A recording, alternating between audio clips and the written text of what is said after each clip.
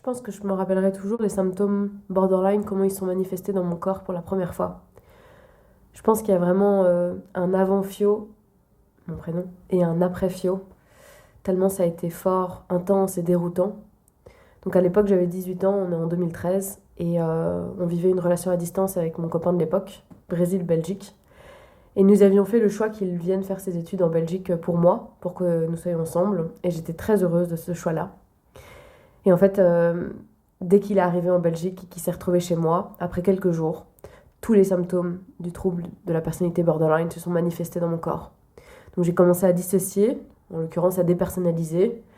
J'ai commencé à avoir une colère vraiment très très forte qui était ingérable.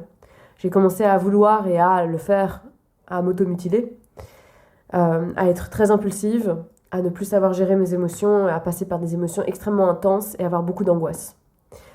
Et je crois que le plus déroutant et le plus difficile là-dedans, c'est que je ne savais absolument pas ce que je ressentais. Je n'avais pas été habituée dans ma vie à comprendre les émotions et à savoir mettre des mots dessus. Et en plus de cela, c'était tellement intense que c'était invivable. Et donc je me rappelle lui avoir dit à mon copain à ce moment-là, peu de temps avant qu'on rompe, tellement c'était fort, qu'il fallait qu'on trouve une solution.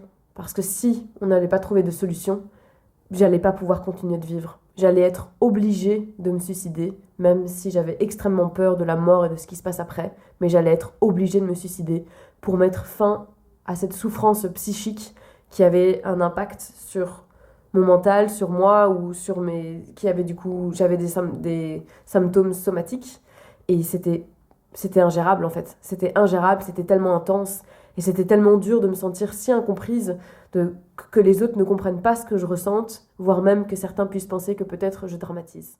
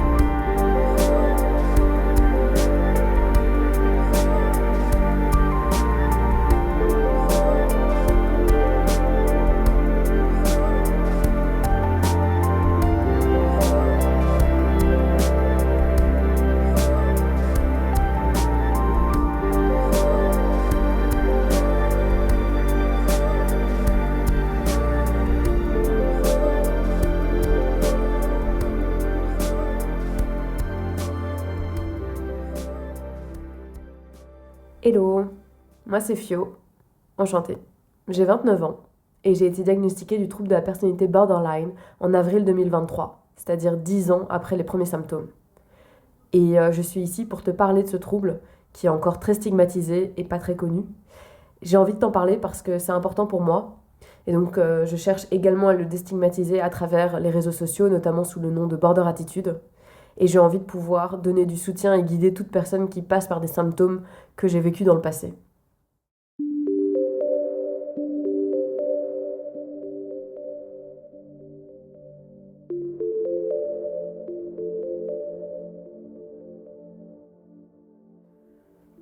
Je pense que si je devais définir le trouble de la personnalité borderline en un mot, ce serait l'instabilité. C'est une constante instabilité, c'est le fait de marcher sur un fil en permanence, c'est la difficulté à poser des limites, à trouver un équilibre, à trouver ce juste milieu dans énormément de sphères différentes. Que ce soit dans les relations, que ce soit dans l'image de soi-même, que ce soit dans les humeurs, dans vraiment beaucoup, beaucoup, beaucoup de choses. Et du coup, le trouble de la personnalité borderline, c'est 9 symptômes.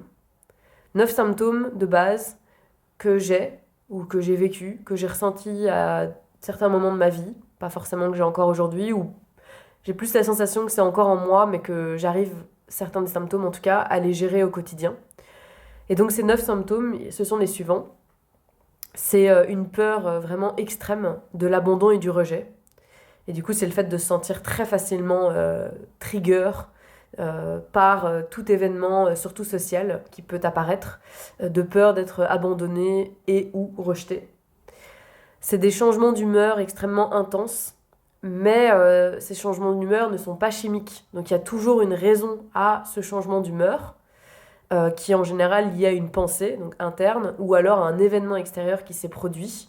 Et ça va être non seulement un changement d'humeur soudain, donc en général c'est toutes les quelques heures ou quelques jours, mais en plus de cela, c'est une émotion qui est vécue comme très intense, comme par exemple du désespoir à la joie, par exemple, ou à l'amour, ou que sais-je. C'est également une tendance à l'idéalisation et à la dévalorisation des autres, et notamment de la personne qu'on qualifie de personne favorite, cette personne avec laquelle on a tendance à vouloir fusionner. Donc c'est avoir tendance à avoir beaucoup d'espérance, beaucoup d'attentes provenant des autres ou de l'autre, et d'idéaliser le ou les autres. Mais lorsque la personne ne répond pas aux critères qu'on a fixés dans notre tête, alors là, c'est une dévalorisation et ça peut aller jusqu'à remettre en question la relation, quoi. Et se demander si on ne devrait pas plutôt partir pour, en plus, abandonner avant d'abandonner l'autre. C'est également aussi une sensation de vide. Ça, c'est un symptôme que j'ai un petit peu moins, ou du moins moins souvent, où du coup, on se sent comme s'il nous manquait quelque chose, comme si on était incomplet. Non, je l'ai quand même pas mal. Comme si on était incomplet, où on a toujours besoin de plus. On a toujours besoin de quelque chose pour venir nous compléter, comme si c'était pas suffisant. Et une grande sensation d'ennui aussi. C'est également des crises de colère très fortes, donc une incapacité à gérer sa colère, et du coup ça sort tout seul.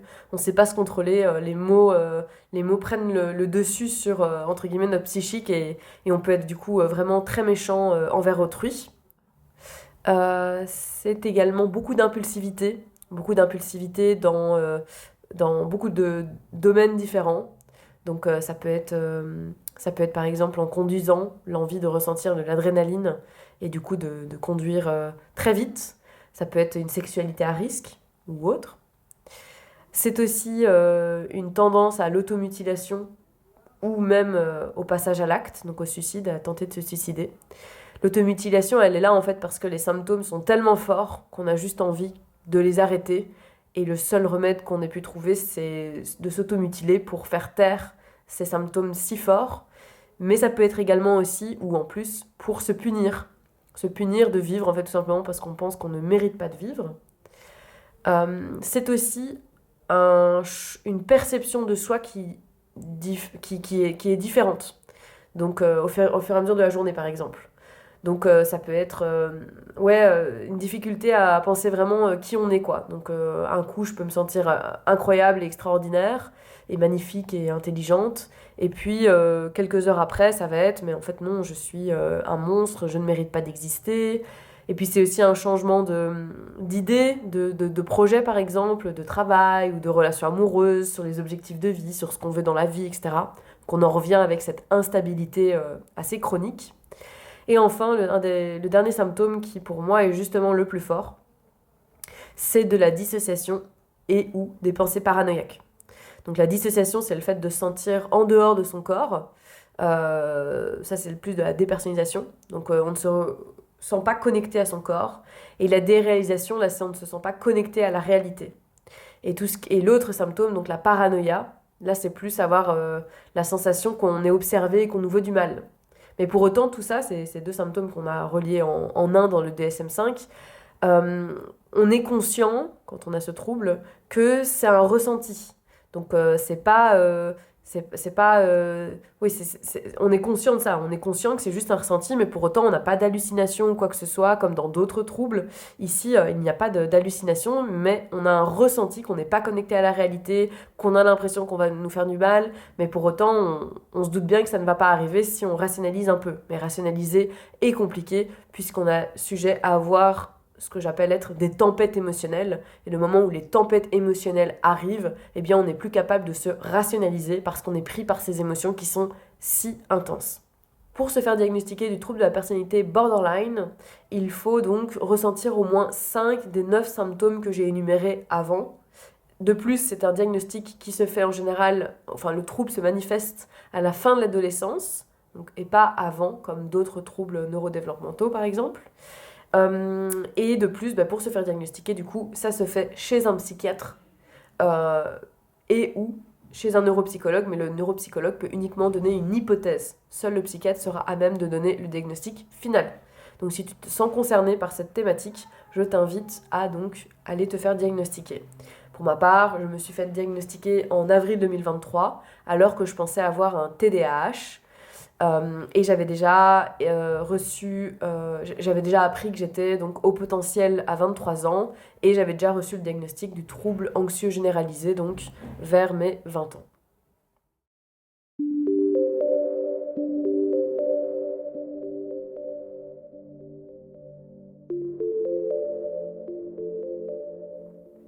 Alors, les origines du trouble de la personnalité borderline sont pour moi il y en a plusieurs quoi. Il y a plusieurs origines liées au trouble de la personnalité borderline. Je pense qu'il y a un facteur génétique déjà de base qui a un impact, qui fait qu'on a déjà une hypersensibilité de base, quoi. Et donc peut-être qu'on aurait plus besoin d'être validé dans nos émotions que quelqu'un d'autre n'aurait ce besoin-là. Et donc si pendant notre enfance, on a eu l'impression qu'on nous invalidait de nos émotions, eh bien ça déjà, ça peut être un facteur de risque du trouble de la personnalité borderline. Ça c'est un des facteurs.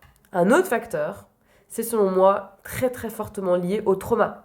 Donc pour ma part, je me pose beaucoup de questions entre le lien entre syndrome de stress post-traumatique complexe, donc ça c'est quand on a vécu un ensemble de traumas en général pendant l'enfance, et le trouble de la personnalité borderline, puisqu'il y a en effet d'ailleurs beaucoup de symptômes qui sont reliés, et que beaucoup de personnes qui ont un trouble de la personnalité borderline ont en effet vécu des traumas dans l'enfance. Sachant qu'un trauma est bien lié à comment un système nerveux a été activé lors d'un événement, et pas l'événement en tant que tel, puisque toute personne peut réagir différemment face au même événement.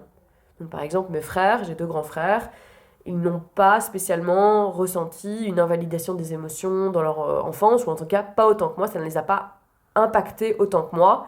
Peut-être que moi, c'est lié au fait aussi que j'étais très sensible, hypersensible, et que j'ai eu la sensation qu'on m'a souvent dit que je dramatisais, que j'exagérais. Et je comprends, puisque mes parents ont eux-mêmes ont toujours été des personnes assez froides, qui n'aimaient pas montrer leurs émotions, et donc du coup ça devait être difficile de m'éduquer, puisqu'ils ont fait avec les ressources qu'ils avaient, quoi, en gros. Et donc je pense qu'en effet, oui, le trouble de la personnalité borderline est fortement relié au trauma. Et en effet, pour ma part, il s'est manifesté suite à un trauma que j'ai vécu, à une intrusion de mon copain de l'époque qui est venu vivre chez moi, chez nous, hein. C'était un choix que j'avais accepté, bien sûr, mais je pense que j'ai ressenti une intrusion et que c'est à partir de ce moment-là que mon cerveau est parti en cacahuète et que depuis, clairement, il y a un avant et un après. Ma manière de penser est différente. Je suis beaucoup plus hypersensible. J'ai un mode de pensée qui est différent et qui est plus difficile à vivre aujourd'hui.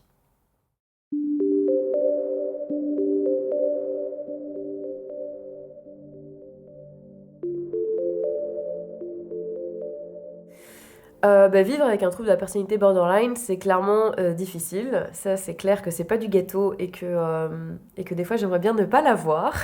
Mais on va dire que c'est un bon challenge. Il y a clairement certains symptômes qui sont pour moi, aujourd'hui en tout cas, plus difficiles à vivre que d'autres. Donc déjà, il faut savoir que pour ma part, les symptômes que j'ai vécus il y a 10 ans ont été tellement insupportables. On m'a diagnostiqué à l'époque un trouble anxieux généralisé. Et j'ai été mise sous antidépresseurs pendant d'ailleurs 1 an et demi. Maintenant, je ne prends plus de médicaments. Et les symptômes ont été si horribles, puisque je vivais des crises d'angoisse à répétition avec une sensation de mort imminente. Et c'était tellement insupportable que mon corps, pour me protéger, m'a dissocié. Donc là, ça fait 10 ans que je vis de façon dissociée de la réalité comme de moi-même, pour me protéger en fait. Pour me protéger de moi-même en fait, de mes symptômes qui sont trop intenses lorsque je ne suis pas dissociée. La dissociation, c'est quelque chose de dérangeant à vivre. C'est moins horrible que des angoisses, c'est vrai. Donc du coup, dans un sens, de nouveau, mon cerveau est là pour me protéger. Mais j'ai souvent la sensation de ne pas vraiment vivre. Ou j'ai des fois des chocs où je reviens dans la réalité. Et là, je repasse par ces symptômes qui sont si horribles à vivre que je re-switch en dissociation. Néanmoins, j'ai la sensation que c'est par ça que je dois passer. Apprendre petit à petit à me sécuriser mon corps pour mieux gérer mes symptômes que je n'arrivais pas à gérer avant, pour que petit à petit la dissociation parte. Mais c'est un cheminement et ça prend vraiment beaucoup de temps et c'est à prendre vraiment avec des pincettes step by step. Donc la dissociation est en effet assez difficile à gérer. Un autre symptôme qui est très difficile à gérer, comme beaucoup de symptômes, c'est les changements d'humeur, puisque au moment où je passe par des émotions, vu que je passe tout le temps par des émotions très intenses, même quand je suis en up, ce sont des gros up où je me sens invincible et j'ai envie de faire 15 000 choses, sauf que je sais que si je fais 15 000 choses, je vais m'épuiser et ensuite je serai en gros down. Donc c'est un peu apprendre à réguler, à trouver un équilibre, c'est difficile. Mais je peux me sentir vraiment comme en extase, comme si j'avais pris de la drogue tellement c'est fort. Mais quelques jours après, du coup, comme ça m'est arrivé d'ailleurs il y a quelques jours, je passe par des phases de désespoir qui heureusement ne durent pas longtemps, ça ne dure que quelques jours, mais c'est quand même assez régulier, où là, je peux remettre en question complètement ma vie, je peux avoir la sensation que ça ne va jamais aller, que je ne vais pas aller bien, que je vais, que je vais finir SDF et mourir, que je ne serai jamais bien en couple, etc. quoi. Donc oui, c'est vraiment compliqué et c'est rude, ouais.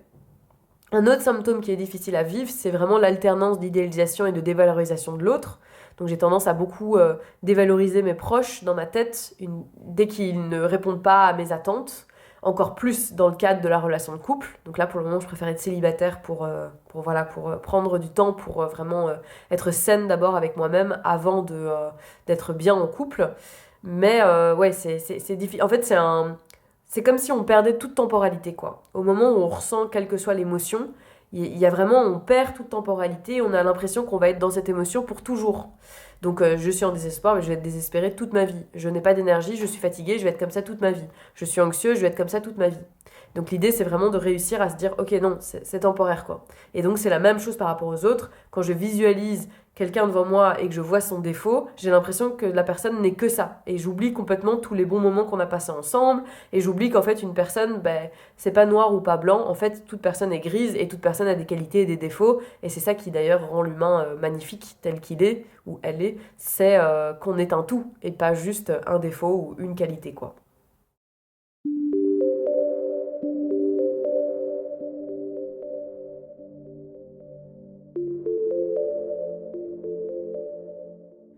Je pense que pour accompagner quelqu'un qui a un trouble de la personnalité borderline, c'est vraiment, déjà, c'est la validation des émotions, quoi. C'est vraiment, mais c'est la base pour moi, c'est valider les émotions de la personne, lui dire que, voilà, qu'on ne comprend pas forcément ce qu'elle ressent. Et moi, je dis d'ailleurs toujours à ça, tant mieux pour toi, parce que je ne souhaiterais que personne, même mon pire ennemi, n'ait ce trouble. Ou peut-être juste un jour, comme ça la personne voit un peu ce que ça fait. Mais voilà, c'est clair que vraiment valider les émotions de la personne, lui dire j'imagine ce que tu vis, c'est ok, tu peux m'en parler, je suis là pour toi. Tu as le droit de me partager ça. Non, tu n'es pas faible. Justement, au contraire, tu es une ou un warrior, un ou une combattant, combattante. C'est incroyable que tu sois toujours là à essayer ouais, de combattre ce trouble, combattre toi-même en fait, parce que c'est en nous en plus d'avoir ce trouble, mais t'es toujours là et tu te bats quoi. Donc c'est vraiment cette validation des émotions qui fait beaucoup, beaucoup, beaucoup de bien.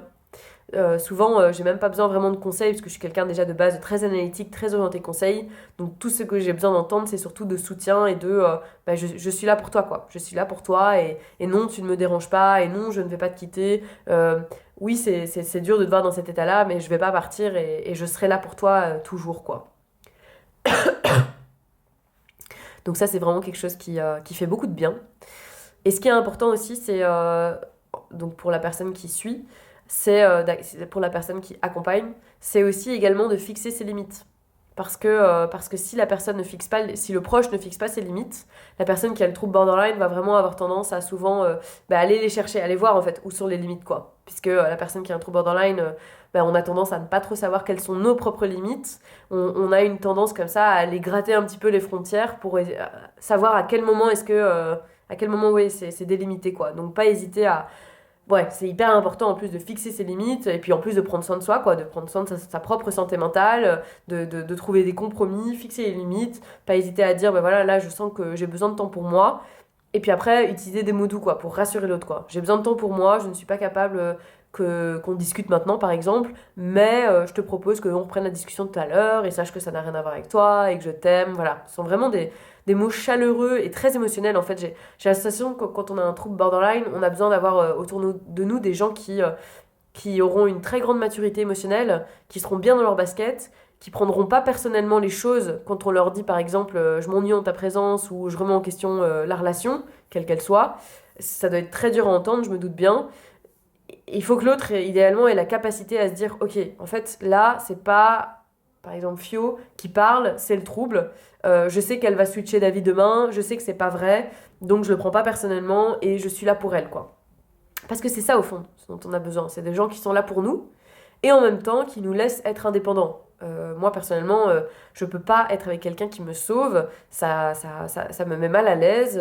Je deviens complètement une victime. Je commence à me victimiser et ça me génère des angoisses. Donc, je pense que c'est important aussi de trouver le juste milieu. Parce qu'on va avoir tendance à vouloir fusionner avec l'autre aussi.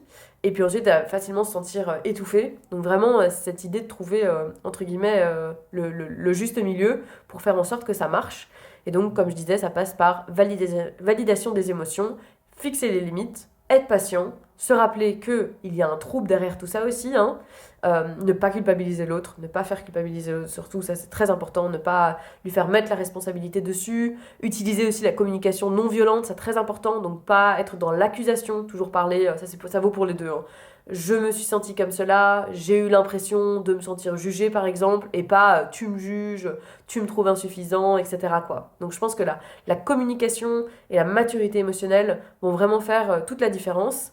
Mais c'est aussi à la personne qui a un trouble borderline de se prendre en main aussi pour aller se faire diagnostiquer et tout ça quoi.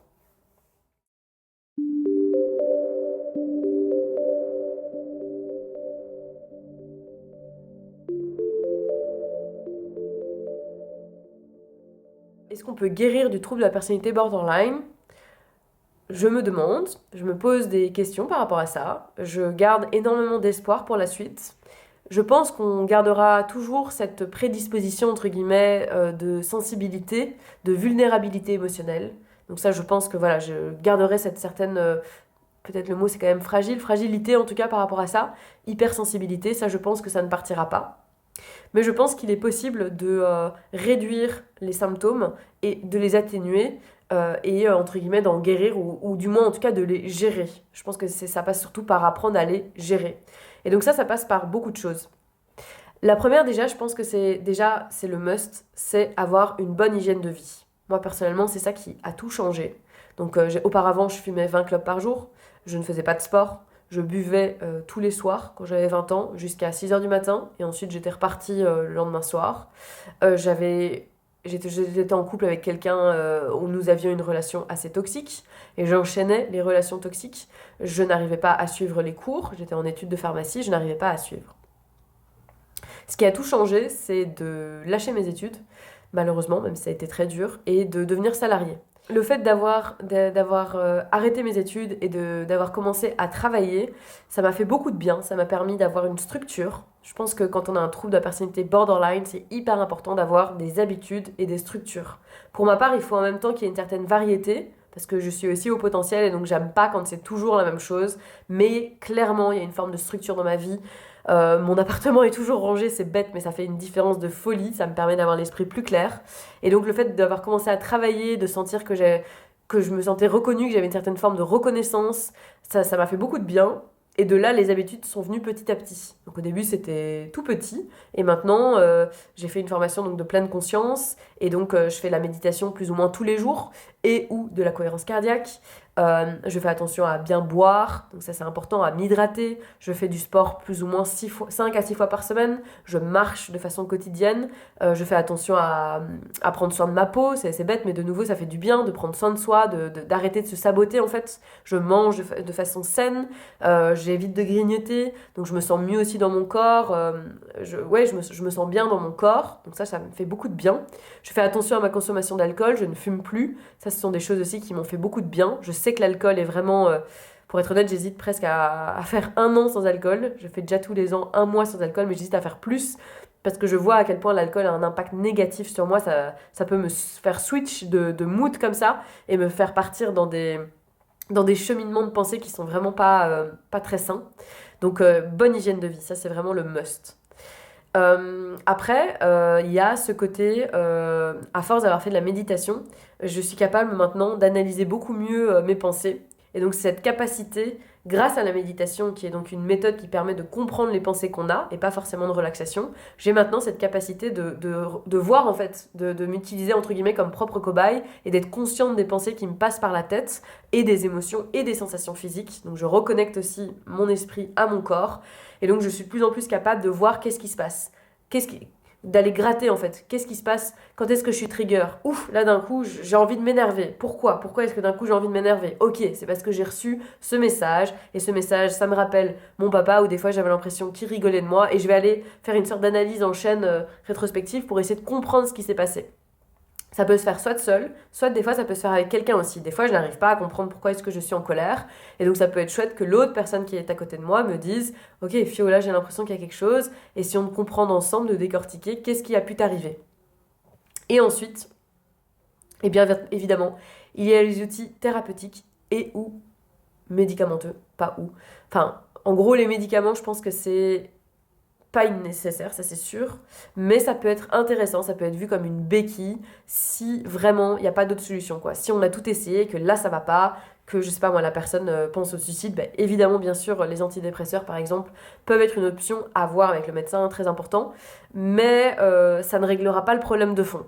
Donc je préfère plus, si c'est possible, par exemple, moi je prends plus des plantes médicinales une fois de temps en temps, par exemple quand j'ai des contacts sociaux qui me stressent, je vais prendre une petite plante médicinale du C-Distress juste avant pour voilà, me calmer un petit peu et j'essaye de m'en tenir à ça. Et honnêtement, je trouve qu'une séance de méditation va être tout aussi efficace. Donc 20 minutes de méditation vs prendre un petit médicament, même s'il n'y a pas d'effet secondaire. J'essaye de choisir plutôt la séance de méditation qui est beaucoup plus saine pour le corps. Il y a aussi le breathwork d'ailleurs, qui est aussi un style de méditation qui est vraiment très très chouette, que je recommande beaucoup. Et donc du coup, je préfère me focaliser plutôt sur les outils thérapeutiques qui sont clairement aussi extrêmement importants dans le cas du trouble de la personnalité borderline. Et là, il y a plusieurs types de thérapies. Bah déjà, il y a le fait d'aller voir une thérapie classique pour parler à un psy déjà de ce qu'on ressent. Donc, thérapie par la parole. Ça, déjà, dans un premier temps, déjà, ça va faire du bien de parler avec un psy du fait qu'on a l'impression d'être fou alors que ce n'est pas ça. Ensuite, il y a une thérapie qui est adaptée au trouble de la personnalité borderline. Elle s'appelle la thérapie comportementale et dialectique. Elle se fonde sur un principe de paradoxe qui est d'accepter le patient comme il est, donc pour qu'il arrête de se flageller, de culpabiliser. Non, ici on est dans cette acceptation de qui on est, des symptômes qu'on a, de nos qualités, de nos défauts. Et en même temps, et c'est là tout le paradoxe, on va aussi sur une envie d'aider la personne à aller mieux. Donc, principe d'acceptation et en même temps de changement. Et donc, elle se base sur 4 principes.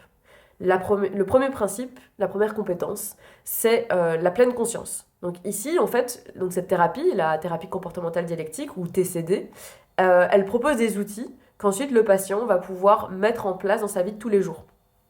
Pour ma part, je n'ai pas fait de thérapie, mais j'ai lu des bouquins et je me suis rendu compte qu'en fait, je pratiquais déjà ces outils sans savoir que c'était issu de la TCD, mais parce que je m'étais entre guillemets utilisée comme cobaye et j'avais pu me rendre compte de quels étaient mes besoins. Donc la pleine conscience, c'est l'idée de revenir à l'instant présent, d'avoir conscience de ce qui se passe autour de soi, d'arrêter de culpabiliser du passé ou d'anticiper le futur et donc d'être angoissé ou nostalgique ou pris par la culpabilité ou autre, et de revenir à l'instant présent et de se sécuriser sur l'instant présent, de se dire ok, là en attendant, tout va bien dans l'instant présent. Ça permet aussi quand on est en train d'être dissocié, pareil, revenir à l'instant présent, se focaliser par exemple sur les 5 sens.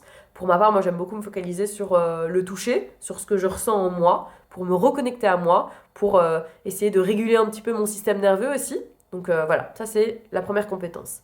La deuxième compétence, c'est la tolérance à la détresse. Puisqu'une personne qui a un trouble de la personnalité borderline, elle va avoir tendance à ne pas savoir gérer ses émotions. C'est un trop-plein, ça fait peur, c'est beaucoup. La plupart des gens ne comprennent pas en plus, donc il y a une incompréhension des proches, donc on se sent isolé, on se sent seul.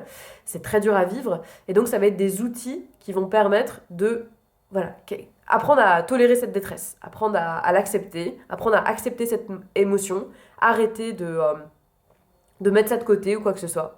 Donc j'ai une petite anecdote justement par rapport à ça. Je me réveille un matin et ça va pas. Je me sens pas bien. Je me sens pas bien, c'est comme ça. Je me sens un peu désespérée. Et je décide de mettre en place toutes les habitudes que j'ai l'habitude de mettre en place. Donc j'étire mon corps parce que je sais que ça va me permettre de réguler mon système nerveux. Et donc qui dit régulation du système nerveux dit du coup une meilleure régulation des émotions, meilleure gestion des pensées et tout ce qui va avec, donc très positif. Et donc voilà, je décide de m'étirer, puis je fais un petit peu de yoga, un petit peu de cohérence cardiaque, je vais manger. Ça va pas. Ça va pas, ça va un peu mieux, mais à peine. Et donc je sors dehors et je vais marcher avec de la musique. Donc je fais toutes les activités qui me font du bien, quoi. Et ça ne va pas. Et en fait, je m'en rends pas compte, mais en fait, je me culpabilise. Je me culpabilise de ressentir ces émotions négatives, alors que j'ai tout pour être heureuse. J'étais en bonne compagnie à ce moment-là, j'étais au bord de la plage, enfin bref. Et je ne comprends pas, quoi. Et je continue à essayer de me convaincre que tout va bien, que j'ai tout pour être heureuse. Et en fait, je continue de me culpabiliser sans le savoir, jusqu'à ce que j'arrive à un moment où j'ai un trop-plein, parce que je fais la queue et c'est pour acheter un café, c'est trop long, bref. Et là, je prends mon café, je sors, et je me pose sur un banc, et j'explose en larmes. Et je m'en moque que des gens me regardent, juste, j'explose en larmes, en me disant, mais j'en peux plus. Et là, j'explose en larmes, et je pleure, pleure, pleure. Et au bout de quelques minutes, je me sens mieux. Et je me sens mieux, et en fait, c'est ça, j'ai compris. J'ai besoin d'extérioriser mes émotions, j'ai besoin de verbaliser le fait que c'est compliqué, et une fois que ça sort, je me sens beaucoup mieux, quoi. J'ai juste besoin que ça sorte de moi. C'est pas de la plainte, c'est plus vraiment juste, il faut que ça sorte, et puis ensuite, je peux repartir sur des bonnes bases. Je sais pas ce que c'est, mais voilà. Et après, je vais faire alors les activités qui me font du bien. Donc d'abord, j'accepte l'émotion, je la vis pleinement, même si clairement, elle est difficile à vivre. J'en ai plus peur maintenant, je sais que toute émotion, elle est temporaire et elle est inoffensive, elle ne peut rien me faire, même si j'ai la sensation parfois que je vais mourir tellement c'est fort, ce n'est pas possible. Donc j'accepte l'émotion, je la traverse, je la vis, et je vois que je survis à ça. Et du coup, à force, ça fait un cercle vertueux où j'en ai de moins en moins peur. Donc ça, c'est la tolérance à la détresse. Et puis, donc ces deux compétences, la pleine conscience et la tolérance à la détresse, elles sont plutôt orientées l'acceptation. Accepter que c'est comme ça. Et puis les deux autres compétences, elles sont plutôt orientées vers le changement. Donc il va y avoir ici des outils pour essayer de réguler les émotions. Donc là, ça va être essayer d'avoir une autre interprétation, par exemple, de la réalité. Donc je suis trigger parce que quelqu'un m'a dit quelque chose qui m'a beaucoup impacté. Eh bien, plutôt que d'être prise par cette colère ou que sais-je, je vais essayer de prendre le temps de me calmer. Donc déjà, peut-être faire quelques petites respirations pour, voilà, on se calme un petit peu. Et puis ensuite, ça va être, ok, revoyons ce moment-là. Est-ce que je pourrais pas... Est-ce qu'il n'y a pas une autre interprétation possible? Est-ce que ce que j'ai pensé de cette situation est réel? Ou est-ce que c'est pas ce que j'ai imaginé parce que j'ai été trigger, parce que j'ai vécu des choses difficiles dans ma vie, etc. Par exemple. Et enfin, la dernière compétence, c'est l'efficacité interpersonnelle. Et donc là, c'est le fait d'apprendre à communiquer de façon non violente, avec une certaine maturité émotionnelle, en communiquant ses besoins. Donc moi, j'avais tendance, par exemple, à beaucoup me victimiser pour qu'on voit que j'ai besoin d'aide et parce que ça me faisait du bien que la personne me demande comment je vais. Donc j'allais même limite un peu exagérer comment je me sentais. Pas toujours, hein, des fois c'est clair que c'était bien réel, mais à d'autres moments, j'allais peut-être rajouter un petit mouvement pour faire comprendre à l'autre que bah, là ça va pas. Et puis j'allais espérer que la personne me dise ah mais qu'est-ce qui se passe? Et puis il tient à moi alors, parce qu'il m'a demandé comment j'allais. Alors du coup c'est qu'il tient à moi, et là j'allais le verbaliser, ou même des fois même maintenant que j'y pense, pas tout de suite. J'allais lui dire oui ça va, t'es sûr, t'es sûr, t'es sûr, ok bon d'accord j'avoue ça ne va pas. Donc donc c'est très malsain d'agir comme ça, et si quelqu'un agit comme ça, bien sûr c'est tout à fait ok, hein, c'est un mécanisme de défense, il n'y a absolument aucun problème. Le plus important donc c'est de verbaliser ses besoins, et donc pour verbaliser ses besoins, c'est de connaître ses besoins. Et donc pour connaître ses besoins, il faut reconnecter au corps. Et on en arrive du coup à l'outil thérapeutique suivant, qui est que selon moi, encore plus que la thérapie comportementale et dialectique, tout passe par des thérapies qui sont liées au corps. Et même au-delà des thérapies, tout passe par la reconnexion au corps. Quelqu'un qui a un trouble de la personnalité borderline, souvent du coup, il a été, selon moi, traumatisé. Il se sent en insécurité. Il se sent en insécurité avec les autres, dans son environnement, et avec les symptômes qu'il vit au quotidien, il se sent en insécurité avec lui-même.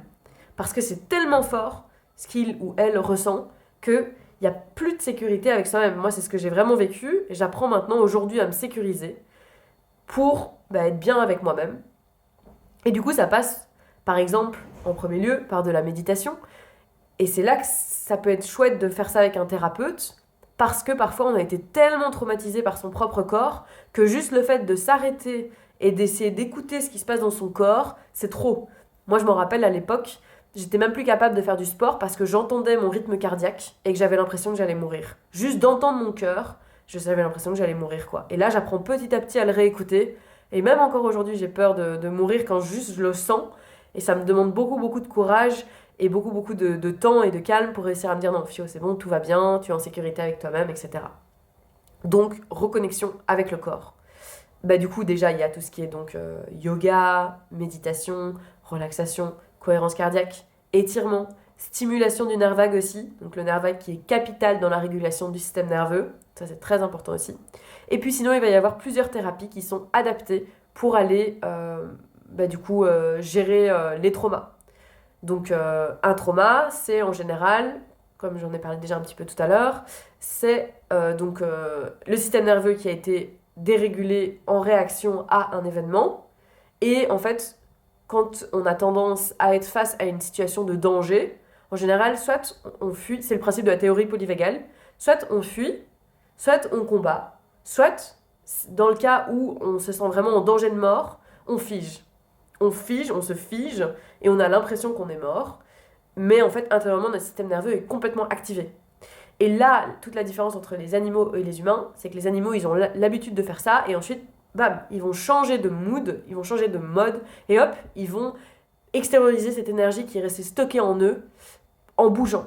Alors que nous, potentiellement, évidemment, à un moment ou à un autre, on va bouger, mais on va rester en état de figement dans le corps. Et donc cette énergie qui a été stockée au moment où on s'est figé, elle va rester dans le corps et on ne va pas l'évacuer.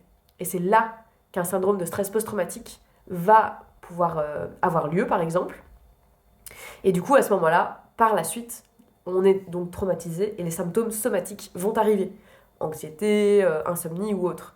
Et donc, dans le cas du trouble de la personnalité borderline, qui selon moi a un impact, a vraiment un rapport avec tout ce qui concerne les traumas, il est vital de choisir des thérapies qui vont pouvoir permettre d'aller revisiter ces traumas pour enlever cette charge émotionnelle qui est connectée à ces événements où on s'est senti traumatisé, et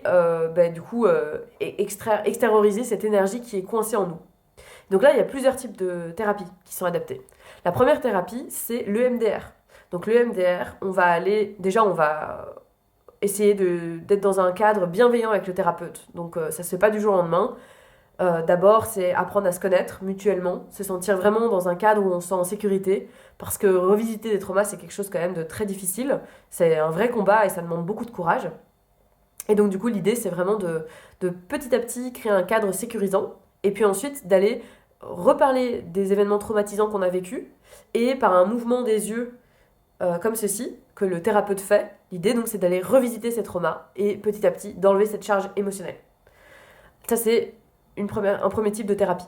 Un autre type de thérapie, que je n'ai pas encore fait, c'est la somatic experiencing, ça rejoint le côté, un peu comme le MDR, le côté de revisiter, entre guillemets, un trauma, enfin enlever cette charge émotionnelle. Sauf que cette fois-ci, on va plutôt se baser sur le présent. Dans le présent, on va demander au patient par quoi il est trigger dans la vie de tous les jours, qu'est-ce qui le déclenche, qu'est-ce qui l'amène en tempête émotionnelle, et on va essayer de nouveau par le corps d'essayer du coup de sécuriser la personne, que la personne puisse se sécuriser et d'enlever cette charge émotionnelle. Et enfin, le dernier outil que j'ai envie de te présenter, ici ce n'est pas de la thérapie en tant que telle, c'est un entraînement cérébral. Donc ici c'est le neurofeedback dynamique. Donc concrètement c'est quoi le neurofeedback dynamique ? C'est le fait que un thérapeute va venir nous placer un encéphalogramme sur la tête. Et cet encéphalogramme, il va être connecté à certaines parties du lobe préfrontal, indirectement. Et ainsi, il va être capable, et c'est pour ça qu'il est dynamique, de savoir quelle est notre activité neuronale à l'instant T, de détecter notre activité neuronale à l'instant T. Et sur base de ça, en fait, ensuite le thérapeute, pendant qu'on est assis, va nous poser de la musique, on va pouvoir écouter de la musique, qui est assez relaxante et qui va nous permettre d'être activé à certains endroits du cerveau. Et ensuite, en fait, le logiciel qui est connecté va être capable de savoir à quel moment nos terminaisons nerveuses ne font pas bien, entre guillemets, leur boulot. Dans le sens où, je la fais simple, les terminaisons neuronales, normalement, elles doivent faire plus et moins. Mais parfois, elles font plus ou moins. Et si jamais ceci arrive, eh bien c'est à ce moment-là qu'on commence à avoir des cheminements de pensée qui ne sont pas ok, qui sont plutôt malsains, qui partent dans des cercles vicieux, etc. Et l'idée, c'est que le logiciel, il va être capable de détecter à quel moment est-ce que nos terminaisons neuronales ne font pas leur taf, et il va générer une interruption d'un millième de seconde dans la musique.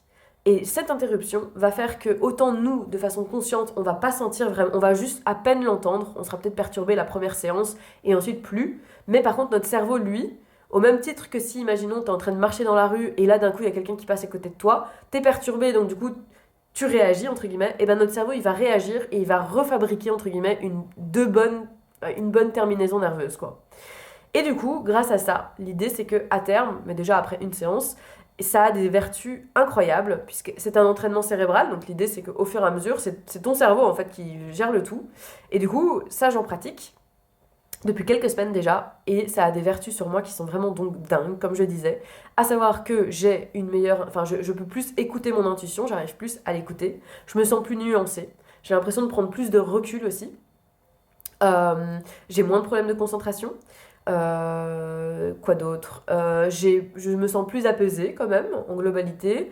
Je dors un petit peu mieux, j'ai une meilleure structuration des idées, je me sens plus structurée et j'arrive mieux à structurer aussi ma créativité. Je suis moins accro à la dopamine aussi, parce que j'ai tendance à l'être ayant des symptômes un peu de TDAH. Bref, c'est déjà pas mal. Donc du coup, pour clôturer ce chapitre, pour apprendre à gérer le trouble de la personnalité borderline, c'est donc l'hygiène de vie. C'est le fait d'extérioriser ses émotions à soi-même ou à autrui.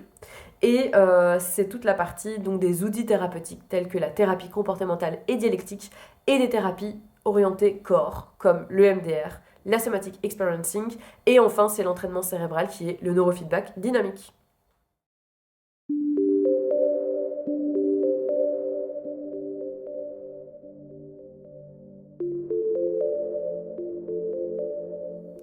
Depuis que j'ai été diagnostiquée du trouble de la personnalité borderline, j'ai fait le choix d'en parler à tout le monde, puisque de toute façon je voulais le déstigmatiser à fond. Pour moi, ça a été vraiment une libération pour moi d'avoir ce diagnostic de « Oh putain, mais en fait, je suis pas folle.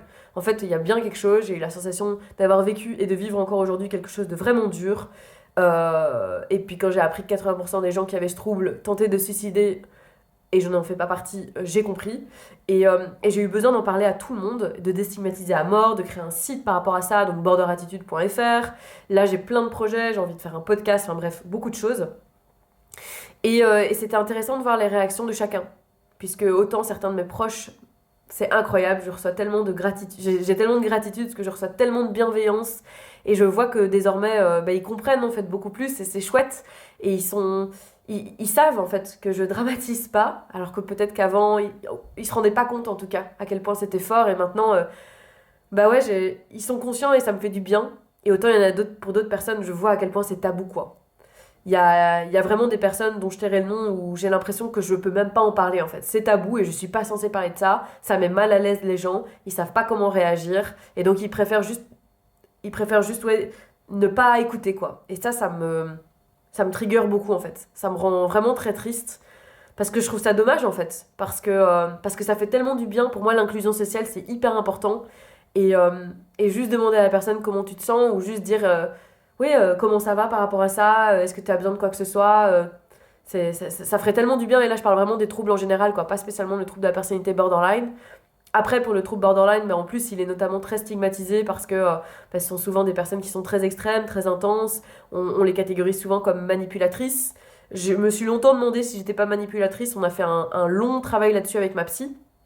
Je me rappelle que je lui disais que quand je voyais mon copain, quel qu'il soit de l'époque, mal à cause de moi, il y avait une part de moi à qui ça faisait du bien. Ça me faisait du bien, j'avais une sorte de rictus comme ça, et je me disais, mais je suis horrible, comment ça se fait? Qu'est-ce qui se passe, quoi?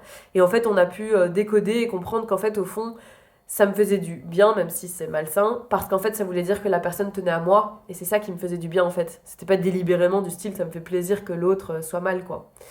Et donc, euh, et donc oui, j'espère qu'un jour on sera dans une société plus inclusive ou moins individualiste, où on prend en considération les besoins de chacun et où on prend en considération que c'est pas parce que en fait, que toute personne peut avoir un handicap invisible et que ça devrait être ok de pouvoir verbaliser ça. Ça devrait être ok qu'au travail, par exemple, quelqu'un prenne un arrêt maladie pour quelque chose qui est mental en fait, et pas forcément que physique, parce que la santé mentale est tout aussi importante que la santé physique en fait, voire même plus importante, parce que sans santé mentale, on peut pas agir de façon physique. Donc pour moi, c'est la base de tout quoi. Et voilà, et j'aspire très très fort à ça.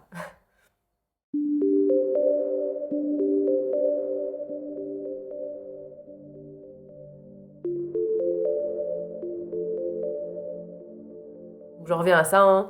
C'est important pour moi qu'on soit dans une société qui est vraiment très inclusive, où voilà, où on respecte et accepte chacun comme il et elle est tout simplement.